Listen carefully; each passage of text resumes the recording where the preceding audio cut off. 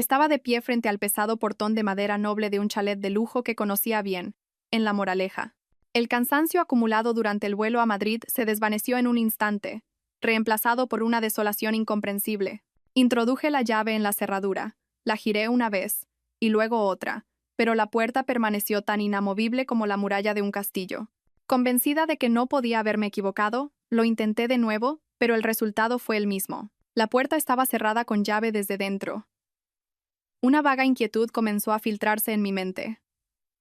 Había regresado un día antes a propósito para darle una sorpresa a mi marido, Javier. Durante nuestros 7 años de matrimonio, estas sorpresas románticas se habían vuelto cada vez más escasas, pero yo quería reavivar la llama entre nosotros. Sin embargo, la primera sorpresa del día parecía ser para mí. Saqué mi móvil y marqué el número de Javier. El tono sonó largo y nervioso. No contestó hasta el quinto tono. Su voz sonaba extrañamente apurada y desconcertada. Dime, Sofía, ¿ya has terminado de trabajar? Bueno, acabo de llegar. Estoy en la puerta de casa. ¿Por qué está cerrada desde dentro? Intenté mantener la voz lo más serena posible. Hubo un silencio de varios segundos al otro lado de la línea. A lo lejos, pude oír el murmullo de las olas y una música estridente. Javier no estaba en ninguna sala de reuniones. Mi corazón empezó a latir a un ritmo irregular. Es que estoy en una reunión muy importante con un socio. Probablemente no llegue hasta bien entrada la noche. Coge un taxi y vete a casa de tus padres a pasar la noche, ¿vale? Mañana voy a verte sin falta. Su voz estaba cargada de falsedad. Cada palabra que pronunciaba era una aguja que apuñalaba mi confianza. ¿Y dónde es esa reunión tan ruidosa que parece que estás en la playa? Le pregunté, notando un escalofrío que me recorría la espalda. Estoy en una reunión en Málaga, en la Costa del Sol. Me llama mi jefe. Tengo que colgar. Te llamo esta noche. Te quiero. Colgó apresuradamente, sin darme tiempo a preguntar más. Te quiero. Qué vacías y nauseabundas sonaron esas dos palabras en mi cabeza. Las había oído miles de veces en los últimos 7 años, pero nunca me habían provocado tantas arcadas como hoy. Arrastré mi maleta, impotente, hacia la entrada de la urbanización. Estaba a punto de pedir un taxi para ir a casa de mis padres cuando Manuel, el conserje, que estaba haciendo su ronda, me vio y me saludó amablemente. Hombre, doña Sofía, ya ha vuelto de su viaje. Se le ve muy bien. Hola, Manuel. Sí. Acabo de llegar, forcé una sonrisa. Oiga, Manuel, ¿por casualidad ha habido alguien en mi casa hoy? ¿Cómo? ¿No se fue usted de viaje con la familia? El conserje me miró con los ojos como platos, sorprendido. Ayer por la mañana vi al señor Martínez llevando a la señora y al resto de la familia al aeropuerto. Me estuvieron contando, muy orgullosos, que se iban todos a Ibiza una semana a celebrar una buena noticia. Iba también una chica joven y muy guapa, según me dijeron. Era la novia del señorito Javier, y que había una gran noticia, un embarazo, así que se iban todos juntos a celebrarlo. El señor Martínez estaba exultante. Por fin iba a tener un nieto varón. Le di la enhorabuena, claro. Cada palabra del conserje fue un martillazo en mi cabeza. Buena noticia, novia, embarazo, Ibiza, toda la familia política. Mi mente se convirtió en un torbellino de información caótica y terrible. El telón de mentiras, cuidadosamente tejido por mi marido y su familia, acababa de ser rasgado sin contemplaciones por un tercero que no sabía nada. No recuerdo cómo me despedí del conserje. Cuando recuperé la conciencia, estaba de nuevo frente a aquel portón de madera, con una terrible determinación en la mirada. Tenía que entrar en esa casa. Necesitaba saber la verdad. Llamé a un cerrajero. Mi voz sonó tan fría y resuelta que hasta yo me sorprendí. El dolor y la traición se estaban condensando lentamente en una fuerza oscura, lista para destruirlo todo. La tormenta en mi interior no había hecho más que empezar. El cerrajero, tras batallar durante casi 20 minutos, se secó el sudor, cobró y se marchó a toda prisa, como si hubiera percibido el aire asfixiante que me oprimía. Un pesado clac metálico anunció que la cerradura se había abierto. Empujé la puerta con cuidado y entré en la casa que siempre había llamado con orgullo mi hogar. El aroma de las azucenas que mi suegra colocaba cada semana me golpeó en la nariz. Pero hoy, hasta ese perfume me provocaba náuseas. La casa estaba vacía, pero por todas partes había rastros de una partida apresurada. Unos cojines descolocados en el sofá, un vaso de agua a medio beber sobre la mesa. Mi corazón latía desbocado mientras me acercaba a la pared donde colgaban las fotos familiares, y allí me quedé helada. Entre nuestra foto de boda y las de nuestros viajes familiares de los últimos años, Había un nuevo marco, colocado en el lugar más destacado. En la foto, toda la familia política sonreía radiante en el aeropuerto. Mi suegro, mi suegra, mi cuñado y su mujer, y Javier.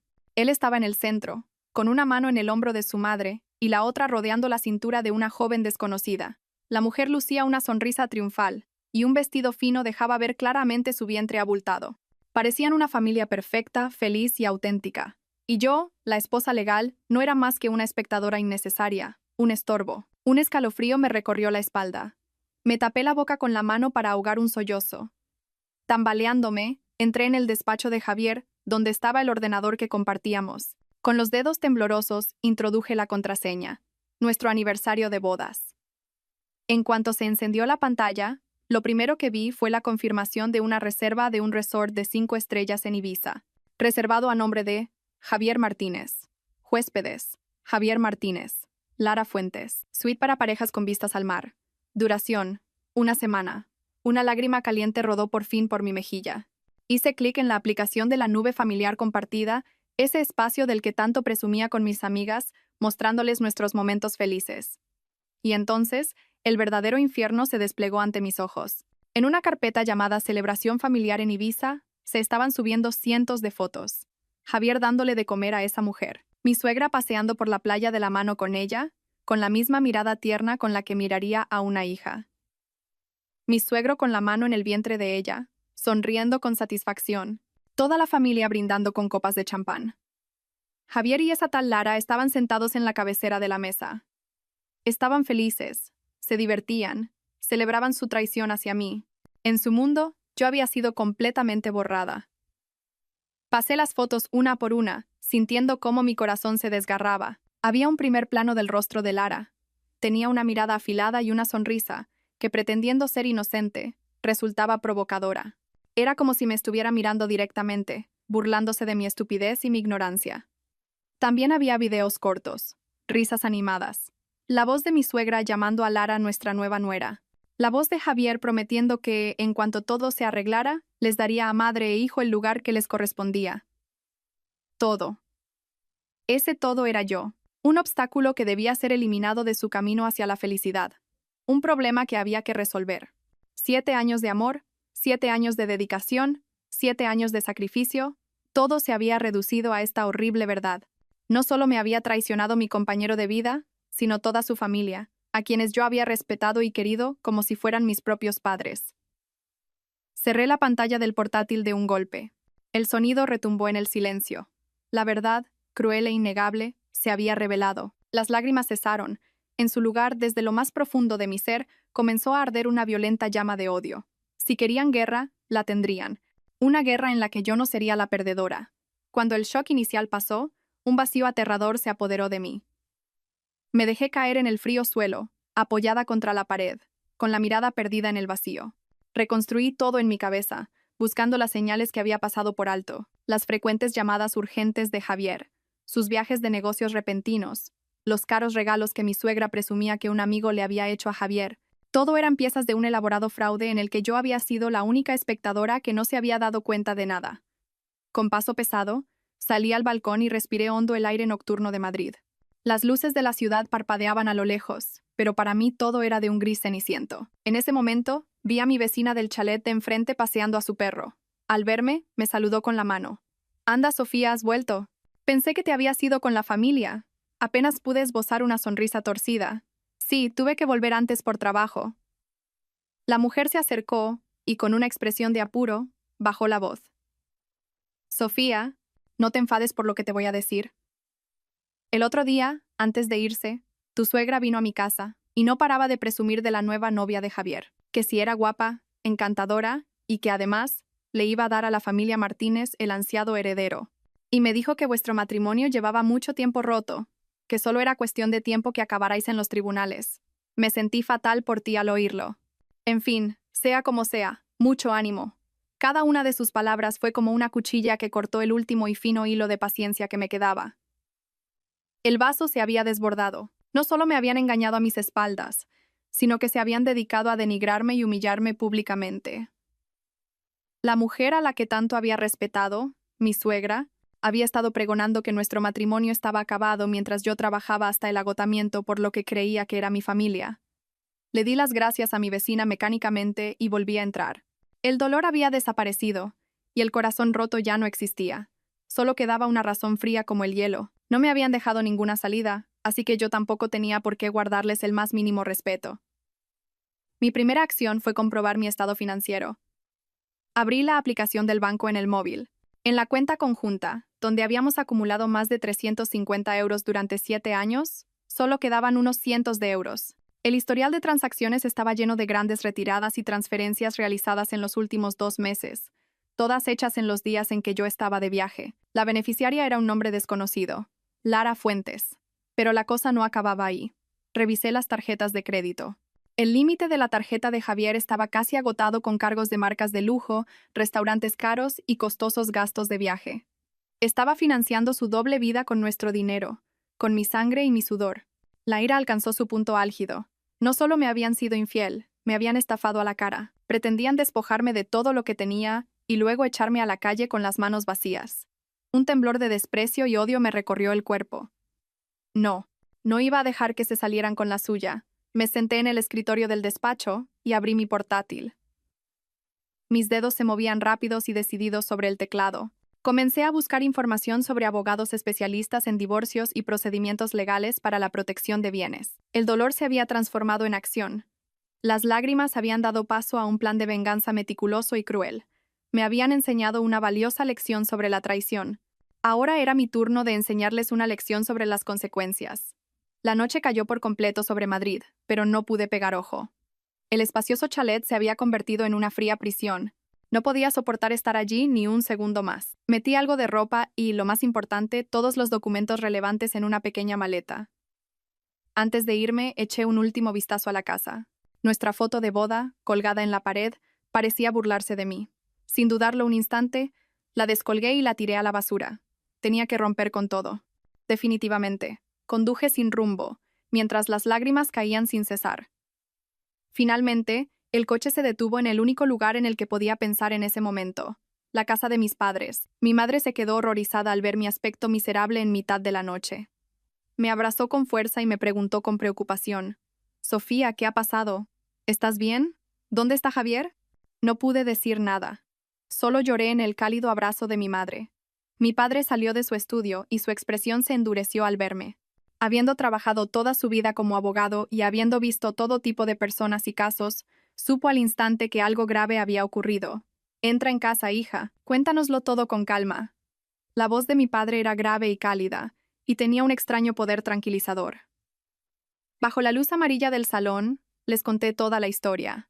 La puerta cerrada, el viaje de la familia política a Ibiza, la amante embarazada, las fotos y la cuenta bancaria vacía. Empecé sollozando, pero mi voz se fue volviendo más clara y firme. El llanto inicial se estaba convirtiendo en una ira nítida.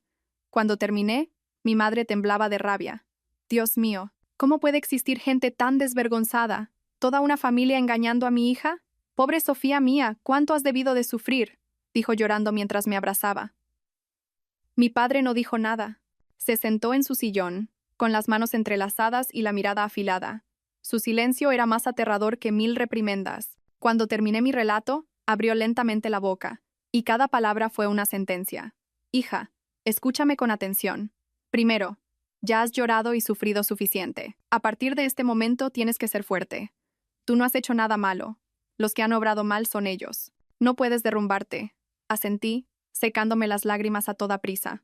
Segundo, continuó mi padre, «no vamos a dejar que se salgan con la suya. Esto no es un simple caso de adulterio. Es estafa, malversación de bienes y podría haber hasta un delito de bigamia si se demuestra la relación de hecho. Tu padre no va a permitir que te traten de esta manera. Pero, papá, ¿qué hago ahora?» «¿Por dónde empiezo?», pregunté, con la voz aún quebrada. «Lo primero que tienes que hacer es conseguir un buen abogado». «Un abogado muy bueno». Mi padre me miró directamente a los ojos. «Esto ya no se puede resolver con sentimientos. Hay que resolverlo por la vía legal. ¿Te acuerdas de Alejandro, el hijo de mi amigo Antonio? Es compañero tuyo del instituto. Ahora mismo es uno de los mejores abogados de Madrid en divorcios y disputas patrimoniales. Es listo, decidido y no dejará que te perjudiquen», recordaba a Alejandro. Fuimos compañeros de instituto y nos llevábamos bastante bien. Era inteligente e ingenioso, pero también muy directo. Había oído que se fue a estudiar al extranjero, se hizo abogado y le iba muy bien. Hacía mucho que no sabía de él. Voy a llamar a Alejandro ahora mismo. Vendrá enseguida. Mientras tanto, descansa. Esta batalla va a ser larga y necesitarás todas tus fuerzas. La determinación de mi padre y el amor de mi madre me dieron fuerzas. Ya no estaba sola. Tenía a mi familia apoyándome. Una sólida alianza recién formada. Esa noche, dormiría en mi habitación de la infancia, bajo la protección de mis padres. Y mañana, al amanecer, comenzaría mi guerra. Una guerra para recuperar la justicia, el honor y todo lo que me pertenecía. No había pasado ni una hora desde que mi padre llamó cuando sonó el timbre. Alejandro llegó antes de lo que esperaba. El chico flaco y alto con gafas de pasta que recordaba se había convertido en un hombre imponente, vestido con un traje de marca. Solo su mirada, aguda y penetrante tras las gafas, seguía siendo la misma. Buenas noches, señor y señora. Y hola, Sofía. Alejandro saludó a mis padres con una inclinación de cabeza y luego se volvió hacia mí.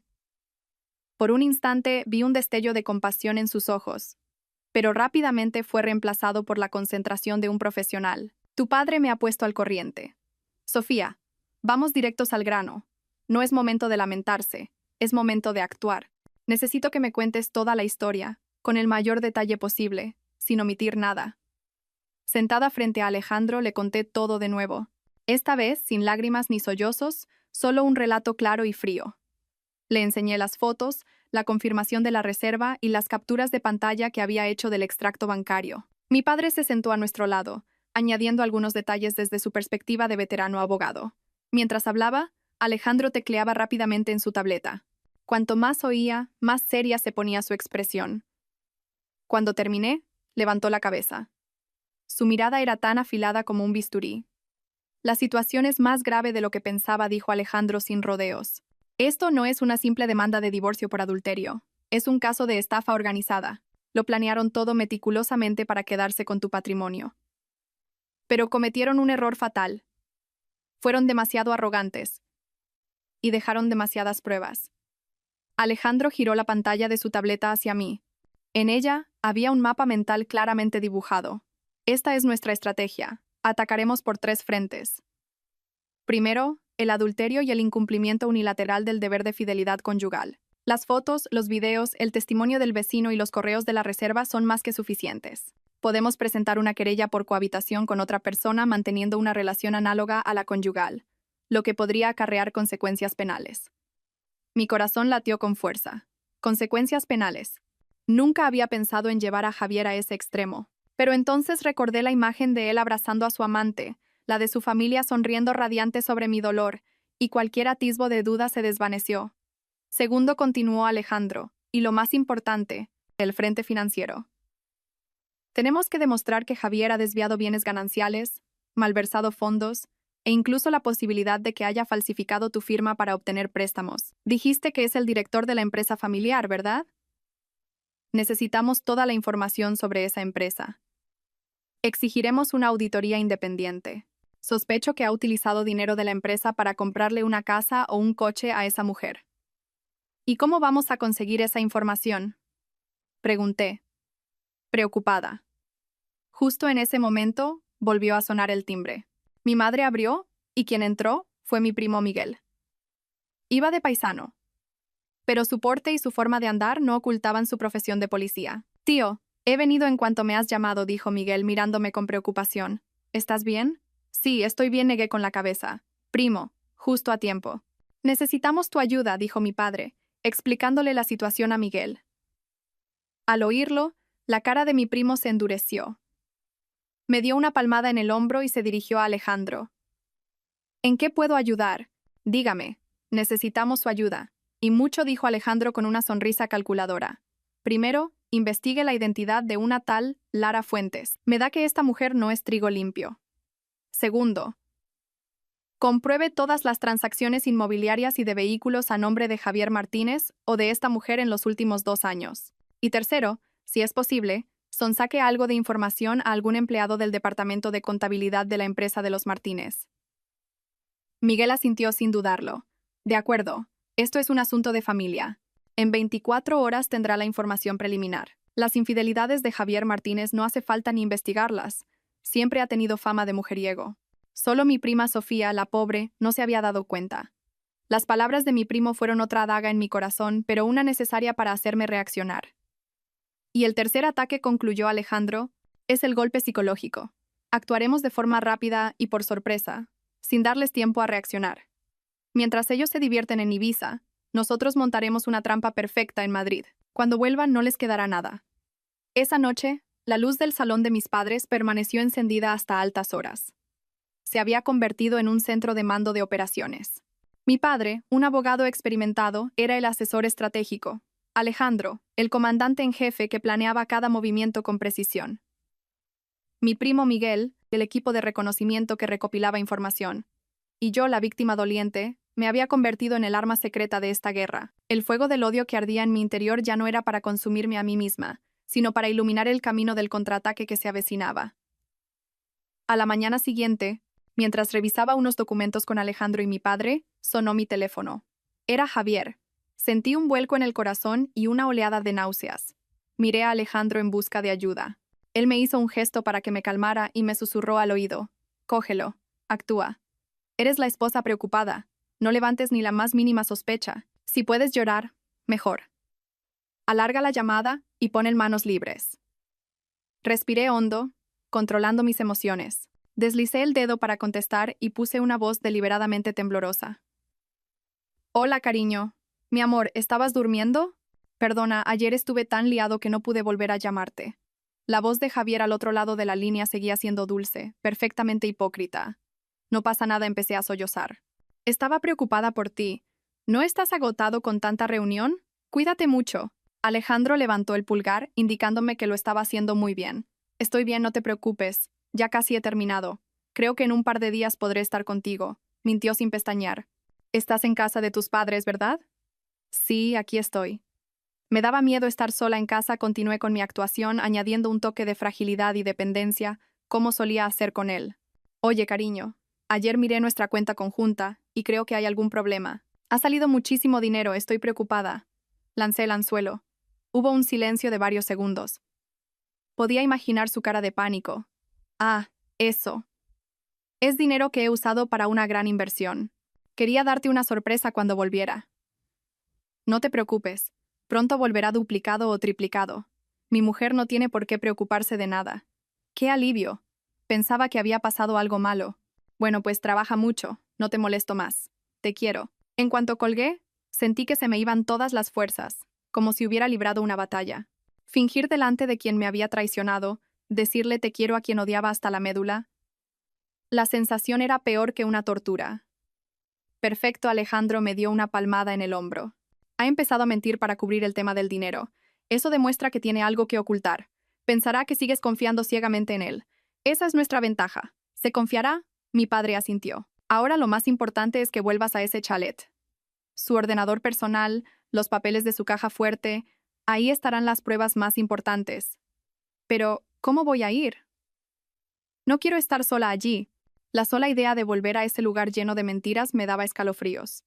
No vas a ir sola, dijo Alejandro con firmeza. Iré contigo. Iremos en calidad de abogado y cliente para recoger bienes y documentos personales relacionados con la demanda de divorcio. Es perfectamente legal. Además, he contratado a un experto. Copiará todos los datos del ordenador de Javier, incluso los archivos borrados. No se le escapará nada. El plan se trazó rápidamente. Esa misma tarde, Alejandro y yo volveríamos a la escena del crimen. Tendría que enfrentarme de nuevo a los recuerdos y al dolor de ese lugar. Pero esta vez, no estaría sola. Convertiría el lugar exacto de mi traición en el punto de partida de su caída. Mi actuación perfecta acababa de comenzar, y el papel de esposa inocente y desolada continuaría hasta el final, hasta que el telón cayera y los culpables pagaran por sus actos. Esa tarde, volví a aquel chalet con Alejandro y un experto en informática.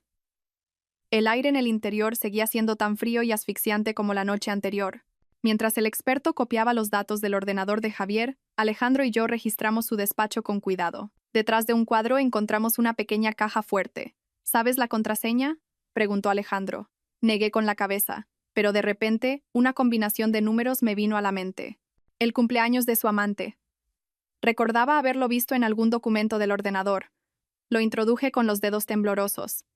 La caja fuerte se abrió con un clic. Dentro no había mucho efectivo, pero estaba llena de contratos de préstamo y documentos que nunca había visto. Lo más terrible fue descubrir que, en las casillas de prestatario y avalista, mi nombre estaba torpemente falsificado. Sentí que se me paraba el corazón. Javier no solo me había engañado, sino que había intentado hundirme en deudas millonarias y convertirme en una delincuente. Alejandro fotografió cuidadosamente todos los documentos. Ya está. Esta es la prueba irrefutable, dijo, incapaz de ocultar su indignación. Falsificar una firma para obtener un préstamo es un delito penal clarísimo. Esta vez, la familia Martínez no se libra. Recogimos todo y nos fuimos de allí inmediatamente. Apenas habíamos llegado a casa de mis padres y tomado un vaso de agua cuando el timbre sonó de forma estridente. Mi madre miró por la videoportero y su rostro se tensó. «Es tu suegra». Mi padre y yo nos miramos y luego miramos a Alejandro. Él sonrió con malicia, cogió mi móvil, activó la grabadora y me lo metió disimuladamente en el bolsillo del abrigo. «Aquí viene». Empieza la función. Mantén la calma y deja que hable. Cuanto más hable, más errores cometerá. Mi madre abrió la puerta y mi suegra, la señora Martínez, irrumpió en la casa como un torbellino. Lejos de su habitual imagen elegante y distinguida, hoy parecía demacrada y furiosa. En cuanto me vio, sin ni siquiera saludar a mis padres, me señaló con el dedo. «¿Qué haces tú aquí? ¿Quién te ha dado permiso para venir?» «Señora, esta es la casa de mis padres. Si no vengo aquí, ¿a dónde voy a ir?» Intenté mantener la voz calmada. «¿Todavía te atreves a llamarme señora? Jamás he tenido una nuera como tú», gritó. «Javier me lo ha contado todo. Viviendo del cuento en casa sin dar un palo al agua y encima montando numeritos por celos. Tú no eres digna de mi hijo». Mi padre se levantó de un salto, rojo de ira. «Consuegra, mida sus palabras. Esta es mi casa, y mi hija no es alguien a quien usted pueda insultar a su antojo». «Vaya, vaya, ¿cómo defiende a su hijita?», se burló mi suegra. «Pues se lo voy a decir bien claro. Mi Javier ha encontrado a alguien mucho mejor. La señorita Lara es guapa, encantadora y, además, lleva en su vientre al ansiado heredero de nuestra familia. Así que más le vale a su hija que se retire discretamente». Arrojó una carpeta sobre la mesa. «Este es el acuerdo de divorcio que he preparado. Fírmalo. Te doy un apartamento valorado en 700 euros como compensación por tu juventud perdida. Coge esto y desaparece de mi vista. No me hagas llegar a las malas. Ese puestecito de jefa de departamento que tienes en la editorial, puedo hacer que desaparezca cuando yo quiera». Miré aquel acuerdo de divorcio de pacotilla y el rostro descarado de la mujer a la que una vez había respetado, sinceramente. La indignación me subió por la garganta, pero recordé las palabras de Alejandro. Respiré hondo, la miré a los ojos y dije con voz clara y fría: «Señora, ¿ha terminado de hablar? Si es así, puede marcharse. No voy a firmar este documento, ni voy a aceptar ninguna propiedad. Y en cuanto al divorcio, nos veremos en los tribunales». «¿Qué?». Su expresión era de puro shock. Nunca habría imaginado que su nuera, siempre dócil y sumisa, se atreviera a hablarle en ese tono. Cuando se disponía a gritar e insultarme de nuevo, Alejandro salió de la habitación. En su mano sostenía su móvil con la pantalla de la grabadora encendida. «Señora Martínez, buenas tardes. Soy Alejandro López, el abogado de doña Sofía. Todas las conversaciones, amenazas y coacciones que ha proferido usted desde que ha entrado en esta casa han sido grabadas. Serán una prueba muy interesante en el juicio. Muchas gracias por haberse tomado la molestia de venir hasta aquí a traernos este regalo». La cara de mi suegra pasó del rojo al blanco, balbuceó señalándonos con el dedo, y se marchó tambaleándose, no sin antes soltar una sarta de insultos. La puerta se cerró de un portazo. Me desplomé en la silla, temblando de pies a cabeza. Alejandro detuvo la grabación y, sonriendo, me dijo: «La prueba ha venido a nosotros por su propio pie. El siguiente paso es ir a presentarnos a la futura señora Martínez». Esa noche, mi primo Miguel le envió a Alejandro un grueso dossier. La información sobre Lara Fuentes era reveladora. Tenía 24 años, era de una pequeña ciudad de provincias y había dejado los estudios pronto para venir a Madrid. Su historial laboral era difuso, pero su historial sentimental era muy llamativo. Se había especializado en relacionarse con hombres de mediana edad, ricos y casados. Javier no era su primera víctima, y probablemente tampoco sería la última. Una cazafortunas profesional, como sospechaba Alejandro. Lo más importante era que Miguel había descubierto la dirección del lujoso apartamento que Javier le había comprado a Lara. Un ático en el exclusivo barrio de Salamanca. a nombre de Lara Fuentes. Sin embargo, todos los pagos se habían realizado desde la cuenta de la empresa de los Martínez, bajo el concepto de gastos de proyecto. Malversación y apropiación indebida. Un delito más a la lista, dijo Alejandro, tamborileando con los dedos sobre el dossier. Sofía, ¿quieres ir a verla? Creo que sería bueno que fueras tú misma. Necesitamos más pruebas de que están cohabitando como si fueran un matrimonio. Sinceramente, no quería ir. No quería enfrentarme a la persona que había destruido mi familia. Pero mi razón me decía que tenía que hacerlo. Tenía que romper por completo la última y tenue ilusión que me quedaba, transformar el dolor en una fuerza absoluta. Tenía que verlo con mis propios ojos. Iré, dije con firmeza. Al día siguiente, conduje sola hasta esa dirección. Alejandro esperaría en una cafetería cercana, listo para intervenir si lo necesitaba. Me paré frente a la puerta del ático, en el 7º piso, y respiré hondo para serenarme. Pero lo que vi pegado en la puerta hizo añicos toda mi compostura. Era una pequeña placa de madera con las palabras Familia Martínez grabadas con láser. Ni siquiera intentaban ocultarlo. Vivían abiertamente como un matrimonio, construyendo su nuevo hogar sobre las ruinas del mío. La sangre me hirvió de rabia. Llamé al timbre, con fuerza y decisión. A los pocos segundos la puerta se abrió. Lara Fuentes, con un camisón de seda que dejaba ver su embarazo, y una mano en la cadera. Me miró de arriba abajo, y su expresión se tornó despectiva. Era más guapa que en las fotos. Una belleza afilada y calculadora. ¿Sí? ¿A quién busca? Su voz era fría y cortante. Soy Sofía, la mujer de Javier Martínez, dije, recalcando cada palabra. Lara soltó una carcajada. Ah, así que usted es la señora. He oído hablar mucho de usted. ¿Qué hace aquí? Javier no está. Está ocupado preparando el viaje familiar para su hijo y para mí. No he venido a buscarle a él. He venido a buscarte a ti. ¿A mí? Lara enarcó una ceja. ¿Y para qué? ¿Para tirarme de los pelos? Ay, señora, ¿en qué siglo vive? Debería culparse a sí misma por no saber retener a su marido. ¿De verdad cree que una mujer mayor y que no puede tener hijos puede compararse conmigo? Cada una de sus palabras era como un alfiler que se clavaba en mi carne. Pero no me enfadé. Miré fijamente su vientre y luego sus ojos, y sonreí con frialdad. No he venido a tirarte de los pelos. He venido a darte un par de noticias.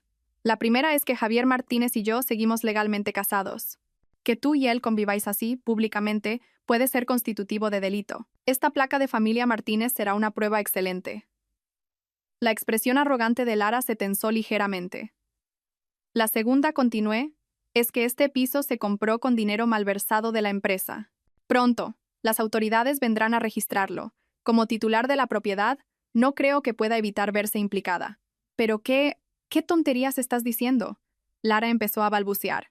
Su confianza inicial se había desvanecido. Y la tercera, y última cosa que quiero decirte, me acerqué más y bajé la voz para que solo nosotras pudiéramos oírnos. ¿Crees que ese niño que llevas en el vientre es tu salvoconducto? No seas tan ingenua de pensar que te convertirá en la señora Martínez. Para mí no significa nada, pero cuando la familia Martínez descubra la verdad sobre ese niño, bueno, ya veremos si entonces sigue siendo su ansiado heredero. Disfruta de lo que te queda, futura señora Martínez. Dicho esto, me di la vuelta. No miré atrás. Oí que gritaba algo a mi espalda, pero no me importó. Había plantado la semilla de la duda en su mente. Había resquebrajado su confianza y su arrogancia. En este enfrentamiento, yo había ganado. Y esto era solo el principio. Después del enfrentamiento con Lara, curiosamente, me sentí más ligera. El odio seguía ahí, pero ya no me consumía ciegamente. Ahora era una llama controlada, una fuente de energía para ejecutar el siguiente paso. A la mañana siguiente, Alejandro y yo fuimos al banco. Siguiendo su consejo, solicité el bloqueo inmediato de todas las cuentas conjuntas y de las tarjetas familiares que utilizaba Javier.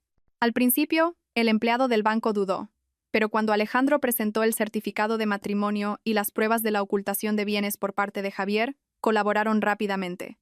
El poco dinero que quedaba en mis cuentas se transfirió a una nueva cuenta exclusivamente a mi nombre. Este es el primer paso para cortarle el grifo, explicó Alejandro. Sin dinero, no podrá mantener su lujoso estilo de vida con su amante, y pronto entrará en pánico. El siguiente paso fue aún más audaz. A través de una firma de auditoría independiente y de confianza que nos recomendó mi padre, Alejandro envió un requerimiento oficial a la empresa de los Martínez. Exigía la presentación y auditoría de todas las copias de los libros de contabilidad de los últimos 3 años. Como esposa legal del director y parte interesada, tenía pleno derecho a hacerlo. El requerimiento también incluía la advertencia de que, si la empresa no cooperaba, iniciaríamos acciones legales y solicitaríamos la intervención judicial. Esto era un ataque directo a la fuente de ingresos de toda la familia Martínez. Como Alejandro había previsto, los resultados no se hicieron esperar.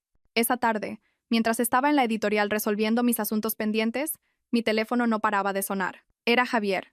Dejé que sonara un buen rato y luego contesté fingiendo somnolencia. Dime, Sofía, ¿estabas durmiendo? Sí, estaba un poco cansada y me he echado un rato. ¿Qué pasa, cariño? Bostecé a propósito. Sofía, ha pasado algo gordo. La voz de Javier ya no tenía esa dulzura hipócrita. Estaba en auténtico estado de pánico. Mis tarjetas.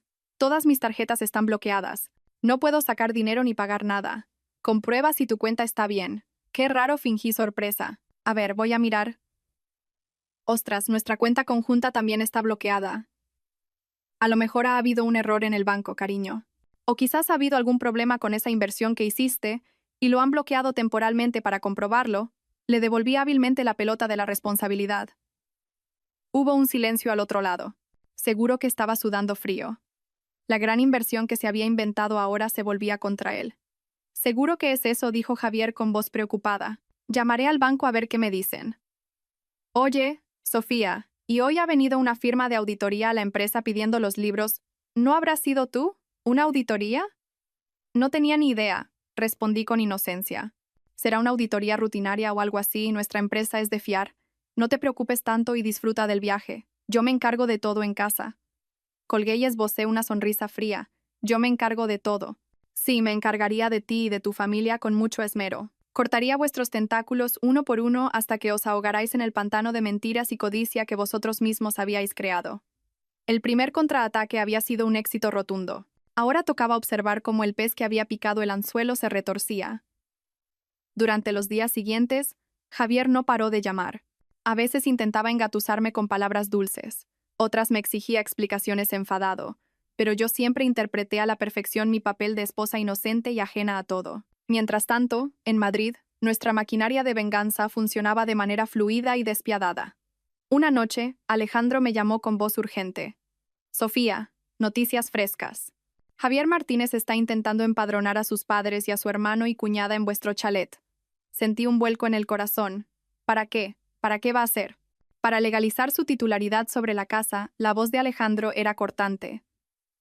El chalet es un bien ganancial, pero la escritura está solo a tu nombre. Si toda la familia figura como empadronada allí, luego en el juicio lo usarán como excusa para litigar. Dirán que era la única residencia familiar, que contribuyeron a su mantenimiento y reforma, pueden inventarse cualquier cosa. Tenemos que impedirlo ya. ¿Y cómo lo hacemos? Pregunté, preocupada. Tranquila. Contaba con ello. Y ahora es cuando vamos a usar nuestro as en la manga, dijo Alejandro con voz segura. ¿Recuerdas los documentos de préstamo con la firma falsificada que encontramos en la caja fuerte? No solo son pruebas de estafa, sino también de la catadura moral de toda esa familia. No solo vamos a impedir el empadronamiento, vamos a hacer que les cancelen el suyo. ¿Cancelarles el empadronamiento? Me quedé helada. Era un ataque devastador. Convertiría a toda una familia en ciudadanos fantasma. No podrían realizar ninguna transacción civil, ni comprar, ni vender, ni viajar, ni siquiera recibir atención médica. ¿Es eso posible? Mi voz temblaba. Para otros sería difícil, pero para nosotros es posible, rió Alejandro. Tu primo, el inspector Miguel, es la clave. A la mañana siguiente, fui con Alejandro y Miguel a la comisaría de policía. Miguel usó su cargo y sus contactos para conseguirnos una reunión directa con el comisario. En el solemne despacho, relaté todos los hechos. La infidelidad de Javier, la estafa patrimonial y la conspiración para arrebatarme el chalet. Alejandro, como abogado, añadió los afilados argumentos legales. Pero el golpe de gracia fue el dossier que Miguel puso sobre la mesa. Señor comisario, estas son las pruebas de que el señor Javier Martínez ha falsificado en repetidas ocasiones los documentos y la firma de su esposa, doña Sofía, para realizar préstamos y transacciones ilegales por valor de varios millones de euros. Este acto demuestra la mala fe del sujeto y su intención de cometer fraude y enriquecimiento ilícito. Actualmente, La familia Martínez está intentando empadronarse en el domicilio de doña Sofía para usurpar su propiedad. Creemos que el empadronamiento actual de esta familia también podría tener elementos fraudulentos y opacos. Por ello, para prevenir más actos ilícitos y facilitar la investigación, solicitamos formalmente el bloqueo administrativo temporal del DNI y el empadronamiento de todos los miembros de la familia Martínez y su posterior cancelación si se confirman los hechos. El comisario revisó el dossier con el ceño cada vez más fruncido. Me miró con compasión y luego asintió a Miguel. De acuerdo, me encargaré personalmente de este asunto. No se preocupen, se tramitará con rigor y conforme a la ley. Al salir de la comisaría, el sol de Madrid brillaba, pero sentí un escalofrío. Acababa de asestar un golpe mortal a toda esa familia. Les había arrebatado el derecho más básico de un ciudadano. Pronto se darían cuenta de que, sin su DNI, no eran nadie. Sus vacaciones iban a terminar en una pesadilla que jamás habrían imaginado. Mientras la familia Martínez se ahogaba en Ibiza, atrapada con tarjetas inútiles y un futuro administrativo incierto, decidí asestar el golpe final. Un ataque que no sería solo legal o financiero, sino psicológico, uno que les cerraría por completo el camino de vuelta. «Quiero vender el chalet», le dije a Alejandro en su despacho. Alejandro casi deja caer la taza de café. «¿Qué dices? ¿Vender el chalet ahora?» «Sí, lo voy a vender», ya dije, con una voz que no admitía dudas. «Es mi propiedad, está a mi nombre. Su estado administrativo está congelado, no pueden impedírmelo. Quiero que, cuando vuelvan, lo que les reciba no sea su casa, sino una puerta con un nuevo dueño». Alejandro me miró con una mezcla de sorpresa y admiración. «Eres realmente cruel, pero me gusta. Es la mejor jugada posible. No solo te aseguras una importante suma de dinero para empezar tu nueva vida, sino que destruyes por completo el símbolo de su éxito, lo que consideraban su hogar. Les romperás la voluntad. Pero vender una casa de 3 millones de euros no es algo que se haga de la noche a la mañana», dijo mi padre, que estaba con nosotros, preocupado. «No la venderé por 3 millones», respondí. «La venderé por 2, 8 millones, y con la condición de cerrar la venta en una semana. Hay gente rica que necesita una casa urgentemente y no escatimará en gastos. Quiero hacerlo rápido, sin que les dé tiempo a reaccionar». El plan se puso en marcha de inmediato. A través de los contactos de Alejandro y mi padre, la noticia de que un chalet de lujo, legalmente impecable, salía a la venta a un precio de ganga se extendió por el sector inmobiliario. Como esperaba, en 2 días contactó con nosotros un empresario del sector del comercio internacional. Necesitaba urgentemente una residencia de prestigio para recibir a sus socios extranjeros, y la ubicación inmejorable del chalet y su precio irresistible le convencieron. Una semana después, estaba sentada en la notaría firmando el contrato de compraventa. Al escribir mi nombre sobre el papel, una mezcla de emociones me invadió. Aquel había sido el lugar donde había construido hermosos recuerdos y soñado con una familia feliz. Pero también fue donde la traición había germinado y crecido. Ahora, con mis propias manos, lo estaba borrando. No había arrepentimiento. Solo la ligereza de quien se ha quitado un gran peso de encima. 8 millones de euros. Una enorme cantidad de dinero fue ingresada en las cuentas seguras que Alejandro había dispuesto. Les había cortado por completo el camino de vuelta. Ahora, la familia Martínez no solo había perdido el dinero y el honor, sino también un hogar al que regresar. Oficialmente, se habían quedado en la calle. ¿Qué sentirían cuando, agotados, volvieran del aeropuerto y se encontraran con un nuevo dueño en su puerta? La sensación de que te lo han arrebatado todo, la misma sensación que ellos me habían dado a mí. Mi plan de venganza se estaba desarrollando a la perfección, incluso mejor de lo que esperaba. Mi plan de venganza se estaba desarrollando a la perfección, o incluso mejor. Cada uno de mis pasos hundía a la familia Martínez más y más en el pozo de la desesperación. Debería sentirme exultante, satisfecha, pero extrañamente, últimamente mi cuerpo se sentía cada vez más agotado. Cada mañana me despertaba con náuseas repentinas. No tenía apetito y me sentía constantemente cansada, con ganas de pasarme el día en la cama. Al principio, pensé que era solo por el estrés excesivo, que esta guerra estaba agotando mi cuerpo y mi mente. Mi madre, al verme cada vez más pálida y delgada, no podía estar tranquila. «Sofía, ¿por qué no te haces un chequeo completo? Así no puedo quedarme tranquila. Voy contigo». Para tranquilizarla, fui a un hospital privado. Después de sacarme sangre y hacerme varias pruebas, esperé nerviosa en la sala de espera. Media hora después, una enfermera me llamó. Una doctora de la edad de mi madre me miró con dulzura. Consultó los resultados en su ordenador y luego sonrió. «Enhorabuena. No tiene nada de qué preocuparse, al contrario, tiene una buena noticia. Sentí que me zumbaban los oídos. ¿Una buena noticia? ¿A qué se refiere? Está usted embarazada, dijo la doctora, aún sonriendo. De unas 5 semanas. El saco gestacional está bien implantado en el útero. El bebé está creciendo sano. Por su constitución parece que las náuseas son un poco más intensas. Le recetaré unas vitaminas y le daré unas pautas de alimentación. Embarazada. Esas 2 palabras retumbaron en mis oídos como un trueno. Me quedé tan en shock que no pude articular palabra. Mi madre, a mi lado, pasó de la sorpresa a la alegría, y luego a una expresión de preocupación al mirarme. Ya no oía nada de lo que decía la doctora. En mi mente solo resonaba la palabra embarazo. Una pequeña vida estaba creciendo dentro de mí. Una vida que era el fruto de este matrimonio fraudulento. Era mi hijo, pero también era el hijo de Javier. Todo mi plan de venganza, mi odio, mi determinación de acero, sentí que se desmoronaba en un instante. ¿Qué debía hacer con este niño? ¿Tenerlo? ¿Conservar el linaje de quien me había traicionado y pisoteado? ¿Y tener que recordarlo cada día al mirar a ese niño?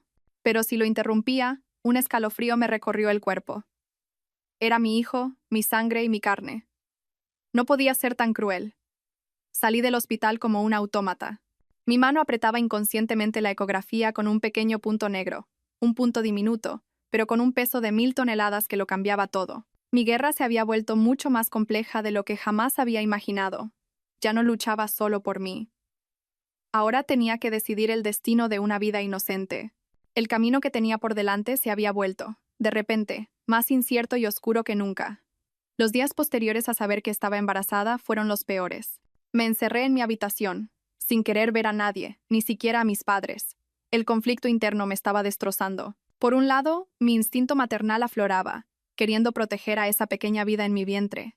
Por otro, mi razón me gritaba que ese niño era un error, el lazo de una maldita conexión con la familia Martínez que nunca se rompería. Mi plan de venganza se acercaba a su clímax, pero la aparición de este niño me hacía dudar. ¿Qué debía hacer? Mientras me ahogaba en mi propio pozo de desesperación, recibí una llamada de un número desconocido. No quería contestar, lo ignoré, pero el número insistió una y otra vez. Finalmente, harta, contesté dispuesta a despachar a quien fuera con 4 gritos. Diga, ¿quién es? ¿La señora Sofía? ¿La mujer de Javier Martínez? Al otro lado, una voz de mujer mayor, grave y algo ronca. Sí, soy yo. ¿Quién es usted? Pregunté, a la defensiva. Me llamo Carmen. Carmen Martínez. Soy la tía carnal de Javier. Me quedé helada. La tía de Javier. Nadie de la familia Martínez me había hablado nunca de ella. Que yo supiera, mi suegro era hijo único. Como si me hubiera leído el pensamiento, la mujer continuó. Se habrá sorprendido. Mi hermano, es decir, su suegro, el señor Martínez, rompió relaciones conmigo hace más de 20 años. Él prefiere que nadie sepa que existo. ¿Y por qué me llama a mí? Seguía sin fiarme. He estado observando sus movimientos estos últimos días, dijo Carmen. Sé lo de la infidelidad de Javier. Sé que toda su familia la engañó. Lo ha hecho muy bien. El bloqueo de las cuentas, la cancelación del empadronamiento, la venta de la casa. Ha sido usted muy decidida. Me recuerda a mí misma de joven. Había un pozo de amargura en su voz. La llamo porque quiero ayudarla. Dicen que el enemigo de mi enemigo es mi amigo.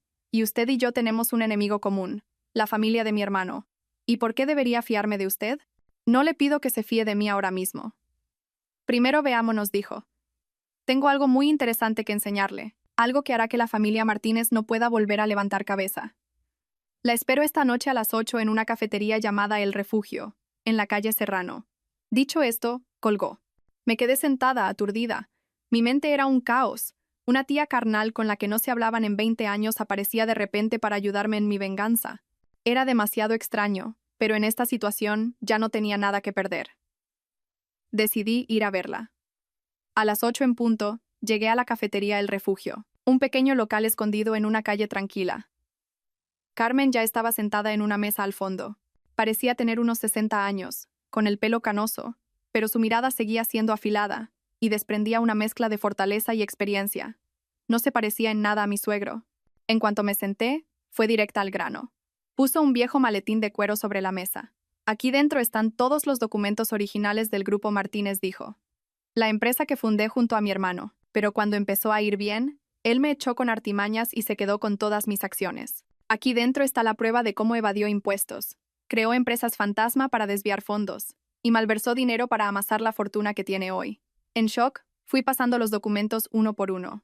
Cifras, firmas, contratos fraudulentos, pruebas irrefutables. Solo con esto mi suegro podría pasarse el resto de su vida en la cárcel. Pero esto no es lo más interesante, dijo Carmen, con una mirada compleja. Me entregó un papel amarillento por el tiempo. Este es el golpe de gracia. Cogí el papel. Era el resultado de una prueba de ADN. Sujetos de la prueba: Antonio Martínez, mi suegro, y Javier Martínez. Resultado: no existe relación de parentesco. Sentí que me iba a estallar la cabeza. ¿Javier no era el hijo biológico de mi suegro? Exacto, dijo Carmen, como si me hubiera leído la mente. Javier es el resultado de un desliz de mi cuñada, su suegra, con un antiguo amante. Mi hermano lo supo, pero necesitaba un heredero para mantener el honor de la familia, así que decidió criarlo como si fuera suyo. Pero en el fondo, nunca lo quiso de verdad. Por eso siempre fue tan estricto y represivo con él. Este es el mayor secreto de la familia Martínez, la vergüenza que él ha querido enterrar toda su vida. Ahora se lo entrego a usted. ¿Cómo lo utilice? Depende de usted. Miré alternativamente a la mujer que tenía delante y a las pruebas que sostenía en mi mano. La confusión sobre el bebé que llevaba en mi vientre se disipó en un instante, reemplazada por una fría determinación. Carmen me había entregado la espada más afilada, y yo iba a usarla para acabar con todo. Las vacaciones de la familia Martínez terminaron en desastre. No volvieron en clase business como a la ida, sino en un vuelo de bajo coste en mitad de la noche, después de haber tenido que pedir dinero prestado por todas partes. Todas sus cuentas estaban congeladas y sus tarjetas de crédito eran trozos de plástico inútiles. Volvieron consumidos por la ira, el cansancio y una confusión extrema. El primer shock les llegó cuando el taxi se detuvo frente al chalet. La familiar puerta de hierro había sido reemplazada por una más moderna, y lo que era peor, una familia desconocida estaba metiendo sus muebles. ¿Qué es esto?, gritó mi suegro. El señor Martínez. ¿Quién se atreve a entrar en mi casa? El nuevo propietario, el empresario, los miró extrañado. ¿Su casa? Creo que se confunden. Esta es mi casa, la he comprado legalmente y está todo escriturado a mi nombre. ¿Comprado? ¿A quién?, gritó mi suegra, con el rostro pálido como la cera. A la anterior propietaria, doña Sofía, respondió el hombre. El nombre Sofía cayó sobre la familia como un rayo. Javier se quedó paralizado, como si hubiera perdido el juicio. ¿Esa mujer? ¿Se ha atrevido a vender la casa? ¿A cortarnos el camino de vuelta a toda la familia? Humillados. Los Martínez tuvieron que alojarse en un motel barato. El segundo shock llegó cuando el señor Martínez intentó sacar dinero de su cuenta opaca y no pudo. Al ir al banco, le informaron de que, debido a una investigación policial, el DNI de toda la familia había sido bloqueado administrativamente, imposibilitando cualquier transacción. Sin casa, sin dinero y sin su condición de ciudadanos, la desesperación y la ira llegaron a su punto álgido. En medio de la locura, solo podían pensar en una persona: yo, que yo había orquestado todo. Tengo que ir a buscar a esa maldita. La voy a descuartizar, gritaba mi suegra en la habitación del motel. Javier, que había estado en estado de shock durante días, ahora también estaba consumido por la rabia. No podía creer que su esposa, siempre dócil y sumisa, hubiera podido hacer algo tan atroz por sí misma. Tenía que haber alguien detrás. Pero fuera quien fuera, tenía que ir a buscarme y pedirme explicaciones. De acuerdo. Vayamos a su empresa, dijo Javier, rechinando los dientes. Le preguntaremos bien claro por qué le ha hecho esto a nuestra familia. Y le diremos que lo deshaga todo. Lo que no sabían es que eso era exactamente lo que yo estaba esperando. A la mañana siguiente, fui a trabajar a la editorial como cualquier otro día. Pero hoy estaba preparada. Alejandro había apostado a 2 guardaespaldas de paisano en las inmediaciones. Mi primo Miguel también había avisado a la comisaría de la zona para que estuvieran listos para intervenir en cuanto recibieran la señal. En la sala de juntas de la empresa, un proyector estaba listo, conectado a mi portátil, y en ese portátil estaban todas las pruebas. Había tendido una trampa perfecta, y las estúpidas polillas se dirigían directamente hacia el fuego. Me senté en mi despacho, sorbiendo una manzanilla para calmar los nervios. Mi mente estaba completamente serena. El telón del último acto estaba a punto de levantarse. Yo era la directora, y la familia Martínez, los protagonistas de la tragedia de sus vidas. Justo antes de salir de casa hacia la empresa, Recibí una llamada de Miguel. Su voz sonaba excitada. Sofía, ya tengo los resultados. Un regalo especial para el momento decisivo. ¿Qué resultados, primo? Pregunté, sintiendo cómo mi corazón se aceleraba. Días antes, después de haber sembrado la duda en la mente de Lara, le había pedido a Miguel que consiguiera muestras de pelo de Javier y de su hermano, así como un trozo de uña que Lara había dejado sin querer en el taxi cuando vino a mi casa a montar el escándalo. Era un método poco ortodoxo, pero en esta guerra no iba a escatimar en medios. Los resultados del ADN, la voz de mi primo tenía un tono significativo. Acabo de recibir el informe del laboratorio. Siéntate y escucha. El niño que lleva esa mujer en el vientre no es de Javier. Me quedé helada por unos segundos. ¿No es de Javier? Entonces, ¿de quién? De su hermano. De Pablo. Otro shock. Pero esta vez no fue doloroso. Al contrario, sentí una satisfacción escalofriante. Esta obra de teatro tenía un giro más propio de un culebrón de lo que había imaginado. La amante a la que Javier tanto quería, el heredero que toda la familia Martínez tanto ansiaba, resultaba ser el fruto de un incesto y de una doble traición. El hermano mayor se acostaba con la amante, y el hermano pequeño también. Esta familia estaba podrida desde la raíz. Gracias, primo. Es un regalo muy valioso, dije con voz fría. Envíame el informe ahora mismo. Recibí el archivo del informe al instante. Las letras y los números que contenía eran la sentencia de muerte del orgullo de Javier y su familia. Esta era el arma de destrucción definitiva. Ahora lo tenía todo en mis manos, desde las pruebas financieras y las grabaciones hasta el secreto más íntimo. Con calma, guardé el archivo del informe en una carpeta aparte llamada Final. Todo estaba listo. Me miré en el espejo arreglando mi atuendo. Hoy llevaba un traje de chaqueta color vino tinto, el color del poder, el color de la sangre. Me maquillé cuidadosamente para ocultar el cansancio y mostrar solo un aspecto afilado y frío. Ya no era la víctima, hoy era la juez. Al llegar a la empresa, pedí a la dirección y a los jefes de departamento que se reunieran en la sala de juntas para una reunión urgente. Les dije que era un asunto personal, pero que podría afectar a la reputación de la empresa, y les invité a presenciar la función. La curiosidad los reunió a todos en la sala. Quería que todos fueran testigos de la caída de los Martínez. Quería que sintieran la humillación y la vergüenza pública. La trampa estaba puesta, el cebo lanzado, y la bestia herida venía corriendo enloquecida. Sobre las 10 de la mañana, la familia Martínez irrumpió con estrépito. Sin pasar por recepción, subieron directamente a mi planta y convirtieron la oficina en un caos. A la cabeza iba Javier, con el rostro enrojecido por la ira y la falta de sueño, seguido de sus padres y su hermano y cuñada. «Sofía, sal de ahí ahora mismo», gritó Javier, sin importarle las miradas atónitas de mis compañeros. Salí tranquilamente de mi despacho y lo miré a los ojos. «¿A qué viene tanto alboroto, señor Martínez? ¿Todavía te atreves a hacerte la tonta?» Mi suegra se abalanzó para abofetearme, pero fue interceptada por los guardaespaldas. «¿Qué le has hecho a nuestra familia?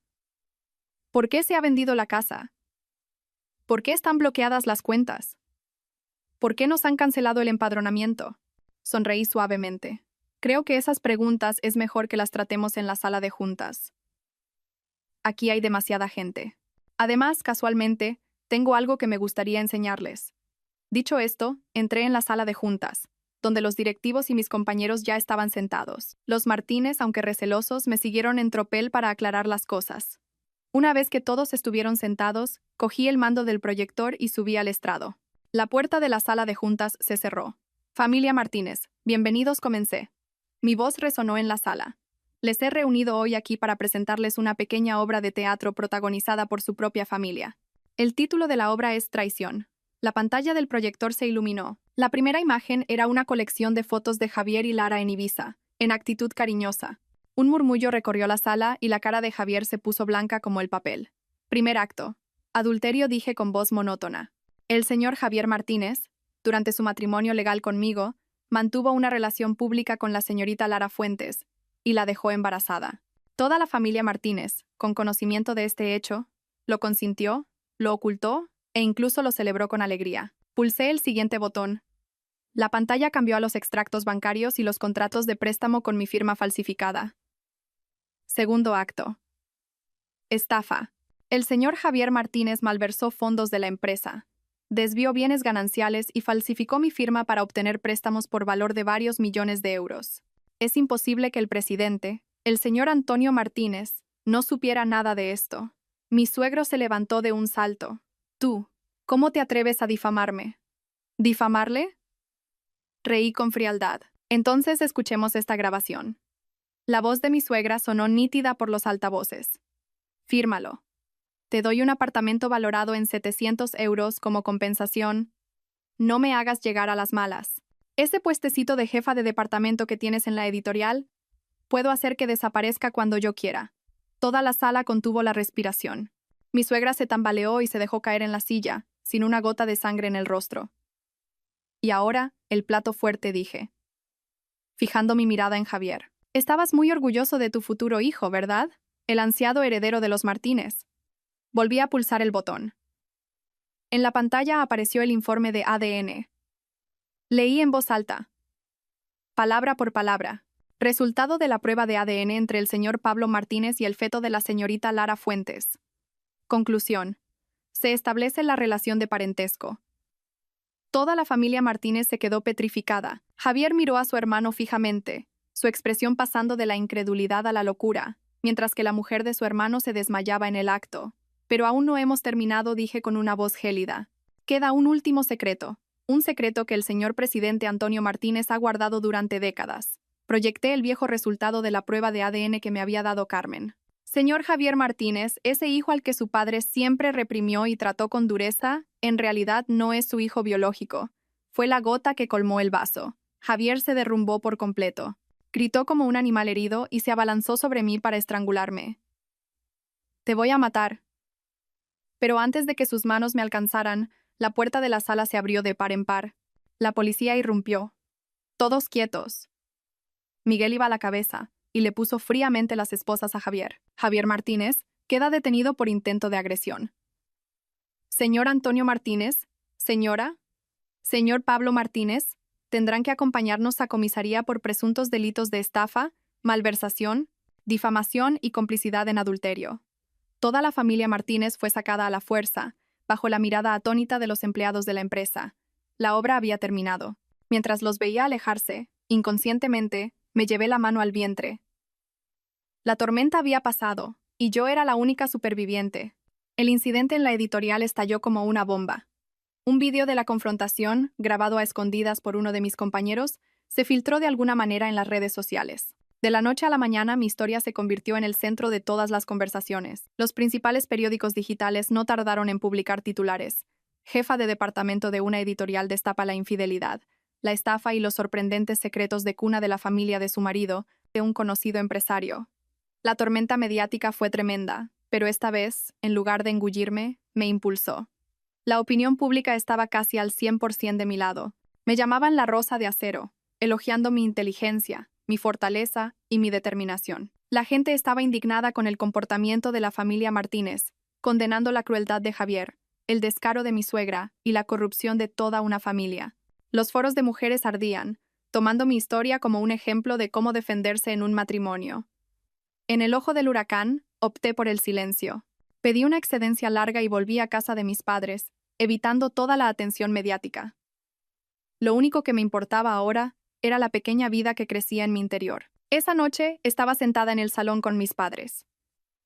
Mi padre, después de leer un artículo sobre mí, me miró durante un largo rato. «Hija, ¿qué piensas hacer con el niño?», preguntó con su voz grave y cálida. Acaricié mi vientre en silencio. Mi madre me cogió la mano y me dijo con una mirada llena de amor: «Tomes la decisión que tomes, tu padre y yo siempre estaremos a tu lado. Si quieres tenerlo, te ayudaremos a criarlo. Es nuestro nieto, sangre de nuestra sangre. Él no tiene la culpa de nada». Las palabras de mi madre hicieron que se me saltaran las lágrimas. Tenía razón. El niño no tenía la culpa. La culpa era de los adultos. Me había vengado, había hecho que quienes me hicieron daño pagaran por ello. No podía ahora, por mi propio odio, arrebatarle el derecho a vivir a una vida inocente. «Voy a tenerlo», dije con firmeza, «y lo voy a criar para que sea una persona maravillosa. Es mi hijo, solo mío». Mi padre asintió con una sonrisa de alivio. Bien pensado. Mi hija se ha hecho toda una mujer. Por aquel entonces, otra protagonista de la historia también estaba tomando sus propias decisiones. Lara Fuentes, al ver el video que había desatado la tormenta y saber que todos los secretos habían sido revelados, y la familia Martínez estaba acabada, no dudó ni un instante. Con la agilidad de una estafadora profesional, Lara recogió todo el dinero en efectivo que le quedaba, hizo las maletas y desapareció sin dejar rastro. Cuando la policía fue al lujoso ático de Salamanca, solo encontró una habitación vacía y la placa de familia Martínez tirada en el suelo. Había huido lejos, con el dinero ilícito y un feto de futuro incierto, dejando solo un desastre tras de sí para quienes una vez le habían jurado lealtad. Unas semanas después, cuando todo se había calmado, recibí una carta del centro penitenciario. Era de Javier. Quería verme. Alejandro me aconsejó que no fuera, pero yo pensaba diferente. Para poner un punto y final definitivo al pasado, tenía que enfrentarme a él una última vez. Fui a la prisión una tarde nublada. Me senté en el locutorio, esperando, con un grueso cristal de por medio. A los pocos minutos apareció Javier. Apenas lo reconocí. El hombre apuesto y arrogante de antes era ahora un hombre con un uniforme de preso holgado, el pelo rapado y los ojos hundidos por el insomnio y la desesperación. Al verme, se abalanzó sobre el cristal. Un tenue brillo de esperanza apareció en sus ojos. «Sofía, has venido. Sabía que vendrías», dijo con voz ronca. Permanecí sentada, sin expresión. «Sofía». «Lo siento», Javier rompió a llorar. «Sé que cualquier cosa que diga ahora no sirve de nada, pero de verdad que lo siento. Me equivoqué. Fui un basura, la peor persona del mundo. Te traicioné, te hice daño, pégame, insúltame, lo que quieras. Pero por favor, perdóname». ¿Perdón? Esbocé una sonrisa fría. ¿Crees que mi perdón va a cambiar algo? ¿Va a hacer que desaparezca el daño que me has hecho? ¿Va a librar a tu familia de la justicia? No. Sé que no. Javier negó con la cabeza, desesperado. No tengo derecho ni a pedírtelo. Solo quería verte para decirte algo. Su mirada se posó, compleja, en mi vientre. El niño... todavía lo tienes, ¿verdad? No respondí. Solo lo miré fijamente. Sofía, por favor, suplicó, pegando las manos al cristal. Cuida de nuestro hijo. Él no tiene la culpa de nada. Es mi sangre.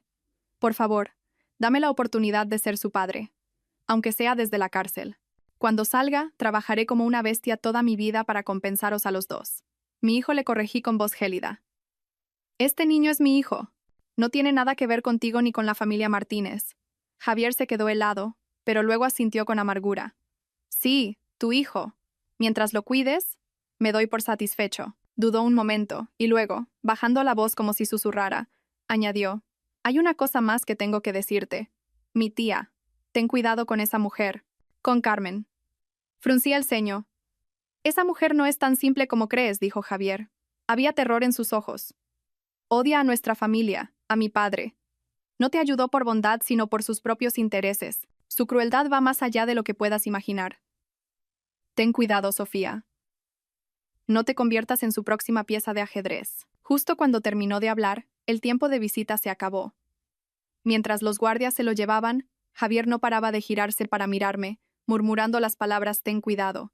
Me quedé sola, sumida en un mar de pensamientos. Era la advertencia de alguien en quien no se podía confiar, pero había sembrado una semilla de duda en mi mente. Carmen, ¿quién era realmente? Pero enseguida negué con la cabeza, apartando esos pensamientos. Fuera quien fuera, tuviera las intenciones que tuviera, mi guerra había terminado. A partir de ahora, viviría solo para mí y para mi hijo, dejando el pasado atrás, al otro lado de este grueso cristal. Un año después, estaba sentada en el balcón de un pequeño y bonito apartamento con vistas a la playa de Santander. La brisa marina me acariciaba suavemente el pelo, trayendo consigo el olor a sal y una sensación de paz increíble. Madrid, con su ruido y sus dolorosos recuerdos, había quedado atrás. Había elegido esta acogedora ciudad costera para empezar una nueva vida. Un llanto de bebé desde la habitación me sacó de mis pensamientos. Sonreí y entré. En una cuna blanca, un pequeño ángel se revolvía. Tenía mis mismos ojos, grandes, redondos y oscuros, y mi nariz respingona. Le puse de nombre Ángel, deseando que su vida estuviera siempre llena de paz y libertad. El nacimiento de Ángel había sanado todas las heridas de mi corazón. Al verlo dormir plácidamente, al ver su sonrisa despreocupada, supe que la decisión de tenerlo había sido la mejor de mi vida.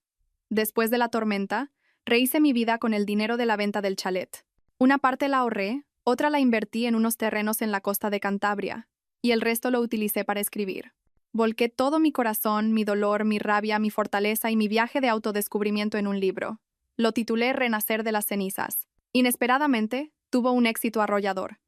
Conectó con millones de mujeres que habían sufrido o sufrían en sus matrimonios. Renacer se convirtió en el bestseller del año y no paraba de reeditarse. De jefa de departamento de una editorial, pasé a ser, de la noche a la mañana, una escritora famosa y una figura inspiradora.